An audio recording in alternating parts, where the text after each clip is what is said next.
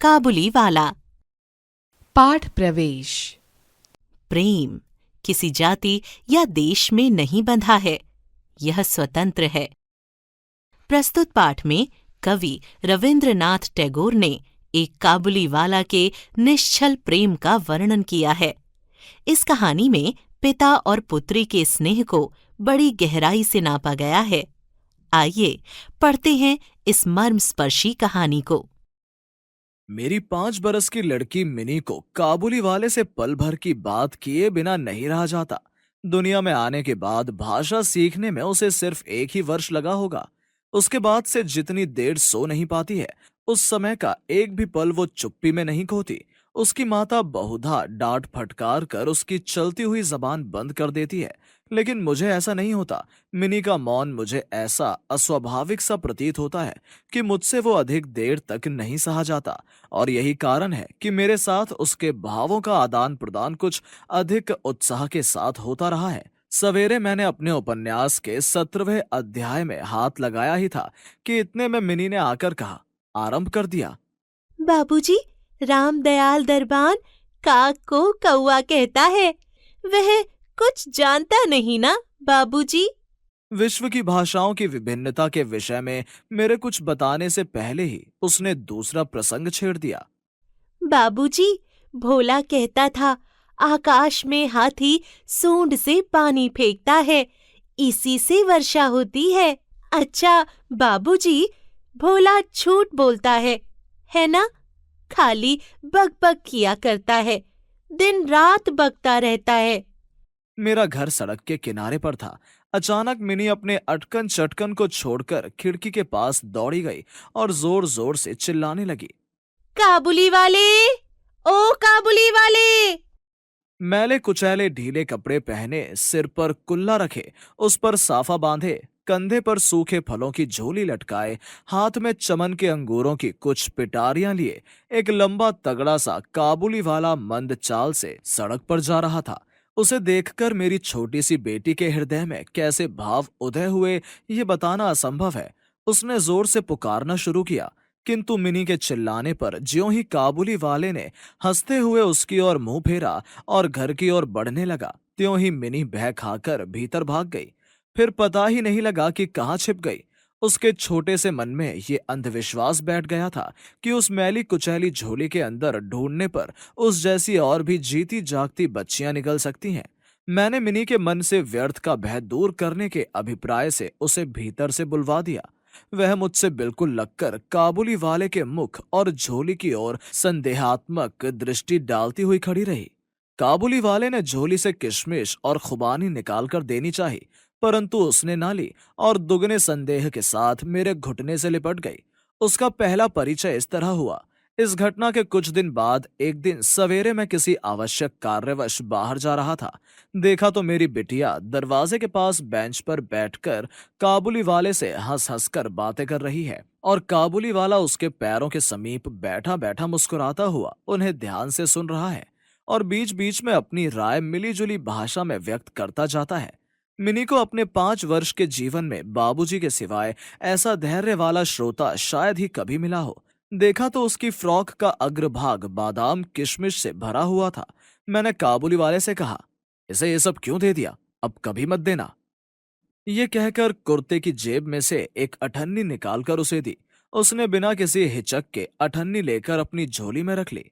कुछ देर बाद घर लौटकर देखता हूँ कि उस अठन्नी ने बड़ा उपद्रव खड़ा कर दिया है। मिनी की माँ एक सफेद चमकीला गोलाकार पदार्थ हाथ में लिए डांट फटकार मिनी से पूछ रही थी, तूने ये अठन्नी पाई कहाँ से, बता। काबुली वाले ने दी है। काबुली वाले से तूने अठन्नी ली कैसे, बता। मिनी ने रोने का उपक्रम करते हुए कहा, मैंने मांगी नहीं थी, उसने अपने आप ही दी है। मैंने जाकर मिनी की उस अकस्मात मुसीबत से रक्षा की और उसे बाहर ले आया। मालूम हुआ कि काबुली वाले के साथ मिनी की ये दूसरी ही भेंट थी, सो कोई विशेष बात नहीं। इस दौरान वह रोज आता रहा और पिस्ता बादाम की रिश्वत दे देकर मिनी के छोटे से हृदय पर अधिकार कर लिया था। देखा कि इस नई मित्रता में बंधी हुई बातें और हंसी ही प्रचलित है। जैसी मेरी बिटिया रहमत को देखते ही हंसते हुए पूछती, काबुली वाला, जिसका नाम रहमत था, एक अनावश्यक चंद्र बिंदु जोड़कर मुस्कुराता हुआ कहता। हाथी। उन दोनों मित्रों में और भी एक आध बात प्रचलित थी। रहमत मिनी से कहता, तुम ससुराल कभी मत जाना, अच्छा? इस बात का उत्तर दिए बिना चुप रहना उसके स्वभाव के बिल्कुल विरुद्ध था। उल्टे वो रहमत से ही पूछती। रहमत काल्पनिक ससुर के लिए अपना जबरदस्त घूंसा तान कर कहता, हम ससुर को मारेंगे। हर वर्ष रहमत माघ महीने में अपने देश लौट जाता था। इस समय वो अपने व्यापारियों से रुपया पैसा वसूल करने में तल्लीन रहता। उसे घर घर दुकान दुकान घूमना पड़ता था, मगर फिर भी मिनी से उसकी भेंट एक बार अवश्य हो जाती है। देखने में तो ऐसा प्रतीत होता है कि दोनों के मध्य किसी षड्यंत्र का श्री गणेश हो रहा हो। जिस दिन वह सवेरे नहीं आ पाता, उस दिन देखूं तो वह संध्या को हाजिर है।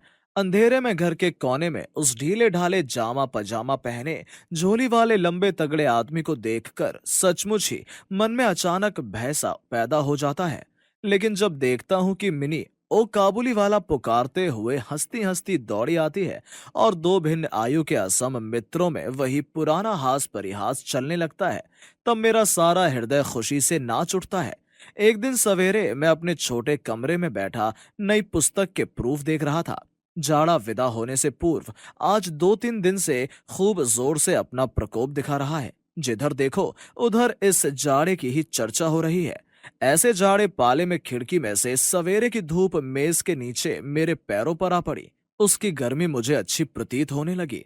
लगभग 8 बजे का समय होगा। सिर से मफलर लपेटे उषा चरण सवेरे की सैर करके घर की ओर लौट रहे थे। ठीक उसी समय एक बड़े जोर का शोर सुनाई दिया। देखूं तो अपने रहमत को 2 सिपाही बांधे लिए जा रहे थे। उसके पीछे बहुत से तमाशाई बच्चों का झुंड चला रहा है। रहमत के ढीले ढीले कुर्ते पर खून के दाग हैं और सिपाही के हाथ में खून से लथपथ छुरा। मैंने द्वार से बाहर निकलकर सिपाही को रोक लिया और पूछा, क्या बात है? कुछ सिपाही से और कुछ रहमत के मुंह से सुना कि हमारे पड़ोस में रहने वाले एक आदमी ने रहमत से एक रामपुरी चादर खरीदी थी। उसके कुछ रुपए उसकी और बाकी थे, जिन्हें देने से उसने साफ इनकार कर दिया। बस इसी पर दोनों में बात बढ़ गई और रहमत ने उसे छुरा निकालकर घोंप दिया। रहमत उस झूठे बेईमान आदमी के लिए भिन्न भिन्न प्रकार के अपशब्द सुना रहा था। इतने में काबुली वाला, काबुली वाला पुकारती हुई मिनी घर से निकल आई। रहमत का चेहरा क्षण भर में कौतुक हास्य से चमक उठा। उसके कंधे पर आज झोली नहीं थी, अतः झोली के बारे में दोनों मित्रों की अभ्यस्त आलोचना न चल सकी। मिनी ने आते हुए पूछा, तुम ससुराल जाओगे? रहमत ने प्रफुल्लित मन से कहा, हाँ वहीं तो जा रहा हूं। रहमत ताड़ गया कि उसका ये जवाब मिनी के चेहरे पर हंसी ना ला सकेगा और तब उसने हाथ दिखाकर कहा, ससुर को मारता पर क्या करूं, हाथ बंधे हुए हैं। छुरा चलाने के अपराध में रहमत को कई वर्षों का कारावास मिला। रहमत का ध्यान धीरे धीरे मन से बिल्कुल उतर गया। कितने ही वर्ष बीत गए। वर्षों बाद आज फिर एक शरद ऋतु आई। मिनी की सगाई की बात पक्की हो गई। पूजा की छुट्टियों में उसका विवाह हो जाएगा। कैलाश वासिनी के साथ साथ अब की बार हमारे घर की आनंदमयी मिनी भी माँ बाप के घर में अंधेरा करके ससुराल चली जाएगी। हमारे घर पर दिवाकर के आगमन से पूर्व ही शहनाई बज रही है। मुझे ऐसा प्रतीत हो रहा है कि जैसे ये मेरे हृदय की धड़कनों में से रो रोकर बज रही हो। उसकी करुण भैरवी रागनी मानो मेरी विच्छेद पीड़ा को जाड़े की धूप के साथ सारे ब्रह्मांड में फैला रही है। मेरी मिनी का आज विवाह है। सवेरे से घर में बवंडर बना हुआ है। हर समय आने जाने वालों का तांता बंधा हुआ है। आंगन में बांसों का मंडप बनाया जा रहा है। हर एक कमरे और बरामदे में झाड़ फानूस लटकाए जा रहे हैं और उनकी टकटक की आवाज मेरे कमरे में आ रही है। चलो रे, जल्दी करो, इधर आओ की तो कोई गिनती ही नहीं है। मैं अपने लिखने पढ़ने के कमरे में बैठा हुआ खर्च का हिसाब लिख रहा था। इतने में रहमत आया और अभिवादन करके एक और खड़ा हो गया। पहले तो मैं उसे पहचान ही न सका। उसके पास ना तो झोली थी और ना ही पहले जैसे लंबे लंबे बाल और ना चेहरे पर पहले जैसी दिव्य ज्योति ही थी। अंत में उसकी मुस्कान देखकर पहचान सका कि यह तो रहमत है। क्यों रहमत, कब आए? कल शाम को जेल से छूटा हूं। सुनते ही उसके शब्द मेरे कानों में खट से बज उठे। किसी खूनी को अपनी आंखों से मैंने कभी नहीं देखा था। उसे देखकर मेरा सारा मन एकाएक सिकुड़ सा गया। मेरी यही इच्छा होने लगी कि आज के इस शुभ दिन में वो इंसान यहां से टल जाए तो अच्छा हो। मैंने उससे कहा, आज हमारे घर में कुछ आवश्यक काम है, सो मैं उसमें लगा हुआ हूं। आज तुम जाओ, फिर आना। मेरी बातें सुनकर वो उसी क्षण जाने को तैयार हो गया, परंतु द्वार के पास आकर कुछ इधर उधर देखकर बोला, क्या बच्ची को तनिक नहीं देख सकता? शायद उसे यही विश्वास था कि मिनी अब भी वैसी ही बच्ची बनी हुई है। उसने सोचा हो कि मिनी अब भी पहले की तरह काबुली वाला ओ काबुली वाला पुकारती हुई दौड़ी चली आएगी। उन दोनों के बीच पहले की तरह हास परिहास में किसी प्रकार की रुकावट ना होगी। यहाँ तक कि पहले की मित्रता की याद करके वो एक पेटी अंगूर और एक कागज के दोने में थोड़ी सी किशमिश और बादाम शायद अपने देश के किसी आदमी से मांग तांग कर लेकर आया था। उसकी पहले की मैली कुचैली झोली आज उसके पास न थी। मैंने कहा, आज घर में बहुत काम है, सो किसी से भेंट ना हो सकेगी। मेरा उत्तर सुनकर वह कुछ उदास सा हो गया। उसी मुद्रा में उसने एक बार मेरे मुख की ओर स्थिर दृष्टि से देखा, फिर अभिवादन करके दरवाजे के बाहर निकल गया। मेरे हृदय में न जाने कैसी एक वेदना सी उठी। मैं सोच ही रहा था कि उसे बुलाऊं, इतने में देखा कि वह स्वयं ही आ रहा है। वह वापस आकर बोला, ये अंगूर और कुछ किशमिश बादाम बच्ची के लिए लाया था, उसको दे दीजिएगा। मैंने उसके हाथ से सामान लेकर पैसे देने चाहे, लेकिन उसने मेरे हाथ को थामते हुए कहा, आपकी बहुत मेहरबानी बाबू साहब, हमेशा याद रहेगी, पैसा रहने दीजिए।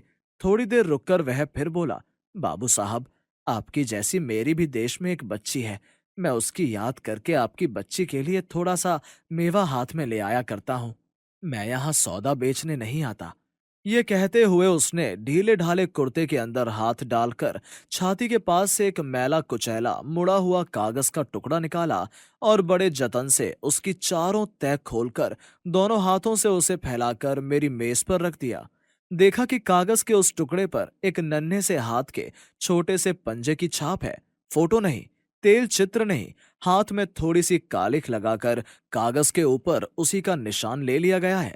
अपनी बेटी के इस स्मृति पत्र को छाती से लगाकर रहमत हर वर्ष कोलकाता की गली कूचों से सौदा बेचने के लिए आता है, और तब वह कालिख चित्र मानो उसकी बच्ची के हाथ का कोमल स्पर्श उसके बिछड़े हुए विशाल वक्ष स्थल में अमृत उड़ेलता रहता है।